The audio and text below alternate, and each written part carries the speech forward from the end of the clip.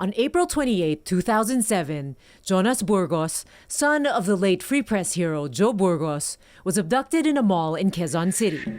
More than 10 years and many leads after, Jonas is still missing, along with pieces of the puzzle of his disappearance. This week on Profiles, we talk to Edita Burgos, mother of Jonas Burgos, one of the highest-profile Desaparecidos cases in the Philippines. We learn more about her relentless search for truth and justice and her fight to end enforced disappearances and human rights violations.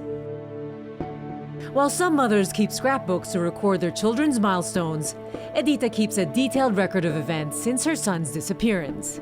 Though she says she keeps this to refresh her failing memory, she will never forget the day it dawned on her that her son was forcefully abducted.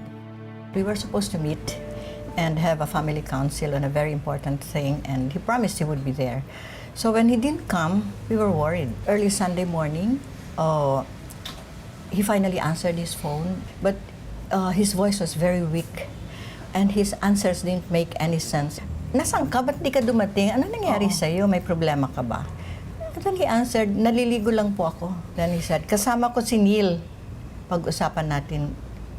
Tsaka na lang, pag-usapan natin. And nakat na yon. The call may have been a cry for help. Sensing that Jonas was in danger, giving clues about his whereabouts and the prospect of water torture, the Burgos family called a press conference that eventually led to their first lead. Somebody called me up.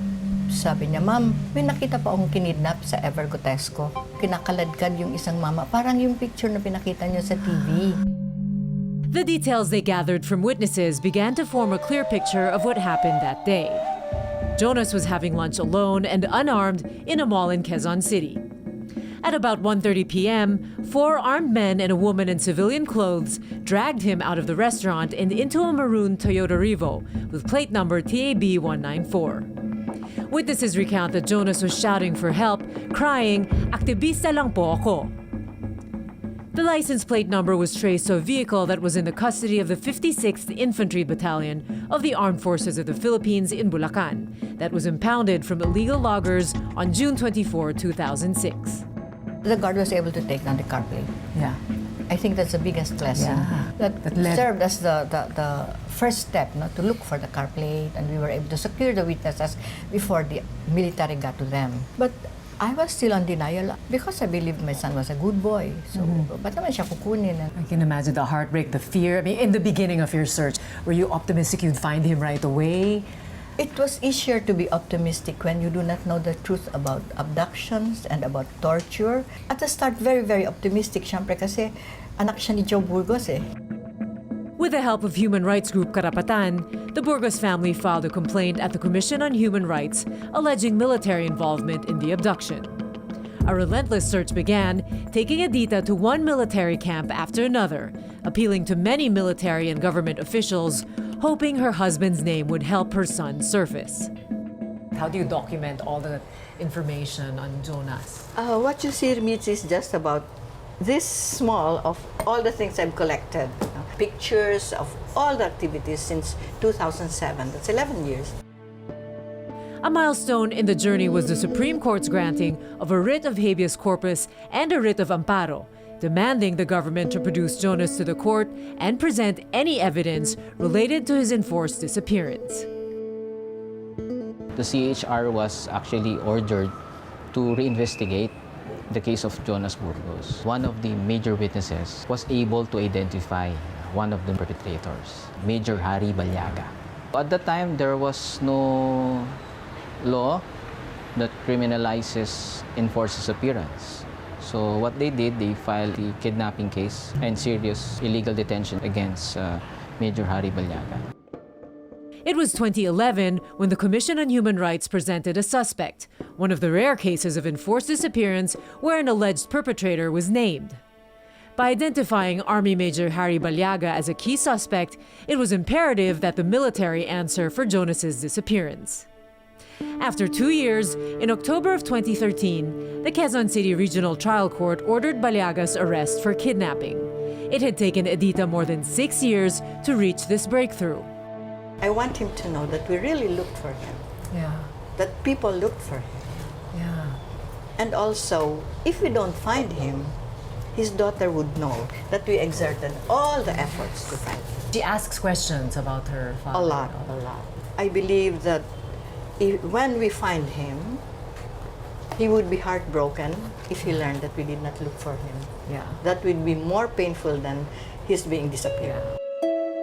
Barely a year before Jonas was disappeared, Edita took her perpetual vows as a secular Carmelite, dedicated to a life of prayer and reflection.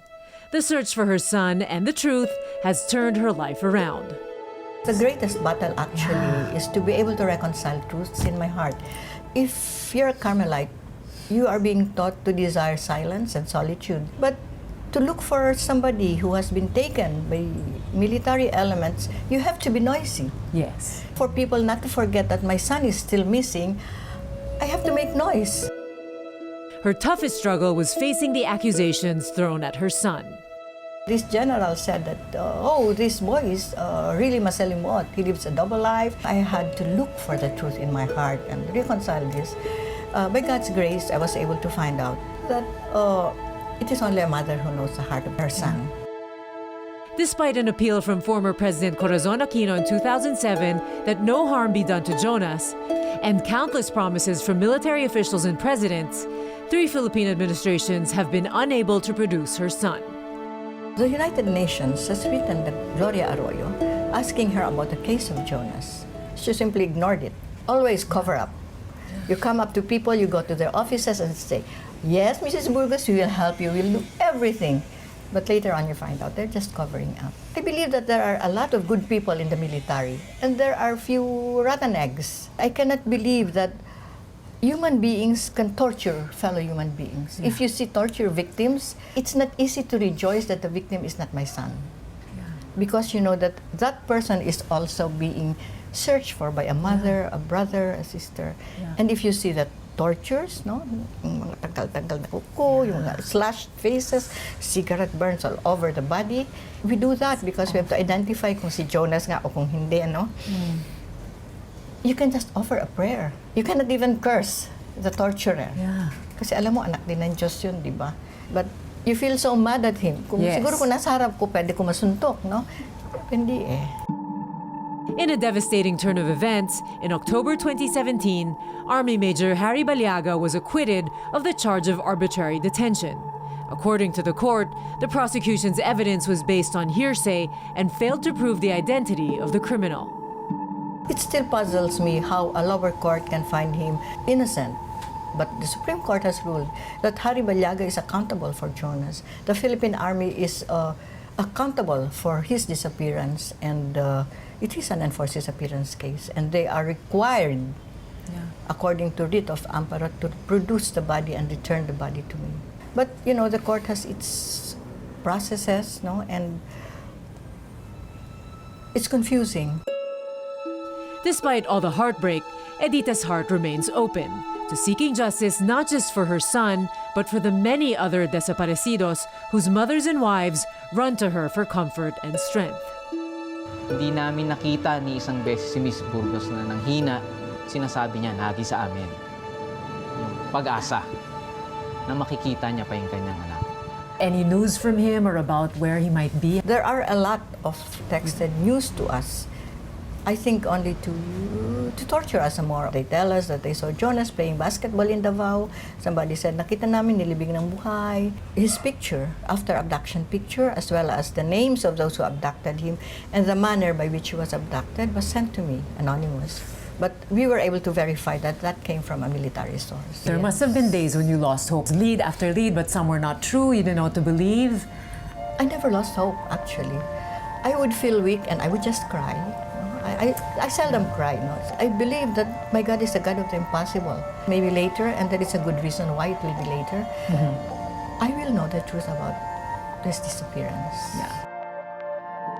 You don't know if he's alive or if he's gone.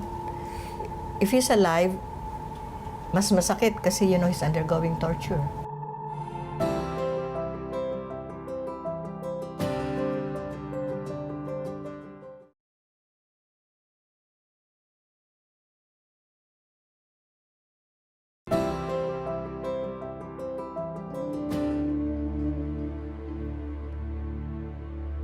So lahat ng pictures na talaga. Nasa shoebox.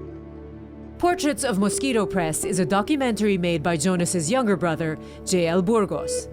As I sat watching it with Edita, I realized that having a loved one taken away was nothing new to her. As publisher and editor-in-chief of the independent newspaper We Forum, her husband Joe Burgos was always on the Marcos watch list until he was suddenly arrested in 1982.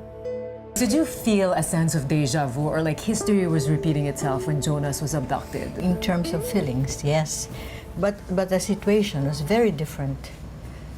At least during the time of Marcos, there was no hypocrisy. Marcos didn't mince his words.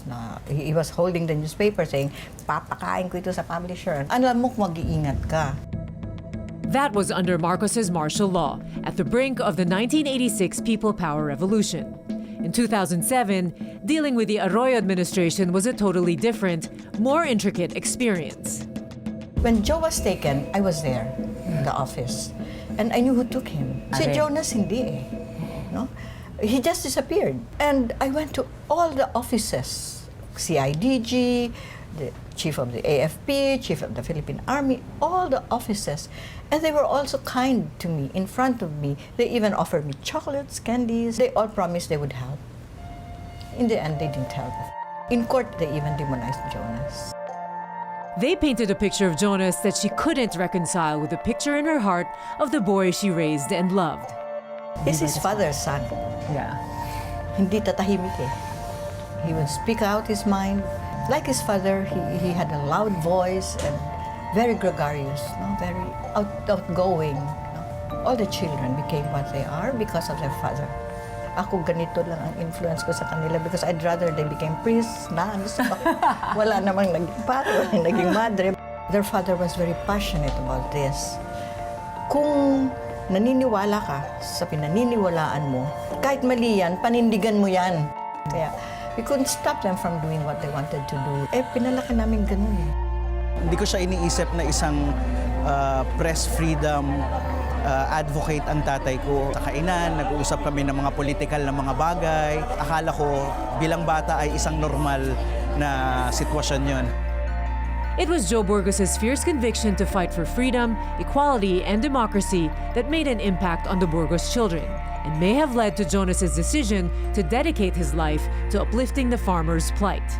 He saw that the farmers were the least served sector in society. He would do the work of a farmer, nag-aararo, mud in his feet and all that. He knew that the farmers in our area needed to be educated on this and that until he really became member of the kapisanan ng magbubukid ng Bulacan. No? Community leader siya. Yes. Oh. Were you ever worried about his work or what he was doing? Oh, yes. I was worried day and night and I would pray day and night and I would always remind him, baka nakakalimutan mo na magdasal. Then he would just laugh. But he always kept the rosary in his pocket. Later on, we found an OB, Order of Battle, and he was in the list. Did you ever try to tell him stop what you're doing because of the dangers that were related to that? Actually, he told us that he was going full-time to help farmers, which meant that he had to be away from the house. Yeah. And I begged him not to go. He just said, Mommy, I need to do this. Yeah. You told me to graduate, so I graduated. You told me to help, I helped. Now I need to do this for myself. Regardless of his political leanings and the life he chose, Edita holds firmly to the conviction that he did not deserve the hand he was dealt. No one is justified to take anyone. No one deserves to be disappeared. It will always be a crime, it will always be a sin, it will always be bad, no matter what. No matter if that person is the worst criminal in the world, he deserves his day in court. The law turned in favor of Desaparecidos when, in 2012, then-President Benigno Aquino III signed into law the Anti-enforced or Involuntary Disappearance Act, which makes the crime punishable by life imprisonment. The act emphasizes that placing a person outside the protection of the law through an enforced disappearance is a clear violation of his human right. Under the Anti-enforced or Involuntary Disappearance Act of 2012, what can you legally demand of the government as the mother of a desaparecido? Within 6 months after the passage of the law, the military is required to give a list of all detention centers, safe houses, and updated list of all those in detention. They haven't done that. That was 2012. Hanggang ngayon, wala pa silang ginagawa. So they can be held liable. To this day, the Burgos family continues to wait for the accountability they're entitled to. In the meantime, Jonas remains missing and missed.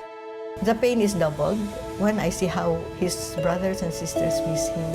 Mas masakit yun sa mother, no? And sometimes, out of nowhere, sasabihin ng daughter ko, ito sana lulutuin ko, favorite ito ni Jonas eh. And then, we would just stop and be silent. Yung bigla na lang ganun, no? Para kami mga siraulo, no? We would sway from one happy moment and then the next moment, tatahimik na kami lahat kasi somebody remembered Jonas, no? Still That's a part the of your torture that families of victims of disappearances must undergo because they too are victims. And they're being tortured by the uncertainty. Do you think about what Joe, your husband, might be doing if you were around today? I'm glad that Jonas was taken after Joe went, because he would have been devastated because he helped restore democracy. Yeah.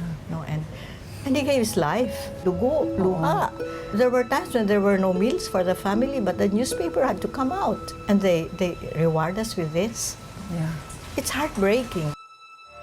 It's bigger than Jonas. It's not just Jonas anymore now. Even if we find Jonas, I will still be here for the others.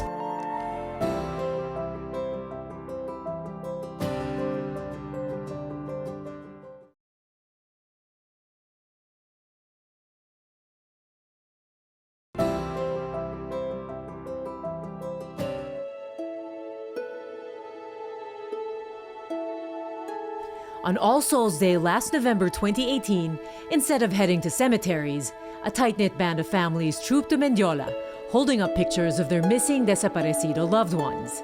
Edita, a familiar face in the crowd, made her voice heard, loud and clear. Mabuti pa nga yung namatayan kasi may katawan silang nakita. Alam nila kung nasaan, alam nila kung saan nakahimlay, alam nila kung saan sila magtitirik ng kandila. Eh kami. Like many desaparecido families who live day-to-day in a cloud of uncertainty, Edita's life has changed completely since Jonas's forced disappearance. Her retirement years are now defined by this fight for justice and truth. Her energy is directed at being the voice for many mothers, wives, and families whose struggles she knows too well. It's bigger than Jonas. It's not just Jonas anymore now. Even if we find Jonas, I will still be here for the others. It's a fight between bad and good, and we have to take sides. As leader of the local organization Desaparecidos, she's even become a powerful messenger to the global community, addressing international organizations about how they can help put an end to enforced disappearances and sharing grievances with desaparecidos in other parts of the world. It's very, very important that you provide a voice, no? If you can hug, do that. Because when Jonas was taken, there were more than 100 witnesses. Not one helped. If only one helped, I was even thinking, pinatid lang sana eh. Yeah. Jonas may have been able to escape. So I made a pledge with myself that when help is needed, and if I can only extend that help, be it voice, a hug, or pamasahe, or what, I will give the help. Edita stood by the mothers of Karen Empeño and Sherlyn Cadapan, who were abducted and disappeared for 12 years when the verdict was read sentencing Jovito Palparan, known as the Butcher, to life imprisonment for the crime of kidnapping and serious illegal detention. How did you feel about the conviction of the retired Army General Palparan? You must have heard the footages, no? He was Where shouting at the judge, yeah. Gago ka, duwag ka, judge. Height of arrogance. Yeah. Yeah. But you know, while he was doing that, he was hiding behind the big bodyguards. Yeah. Parang nanalo na rin ako doon. A small victory for one is a victory for all of us. Yeah. The feeling was awesome. Of course, we were crying. At least may napupuntahan. Yes, yes. Oo. It also brings hope to a lot of people. So you're not totally jaded by our justice system? No. Disappointed. Ang bagal. Took 12 years after the abduction of Karen and Sherlyn for them to get justice. And it is not even final because they will still appeal. Yeah. So we still have to be vigilant.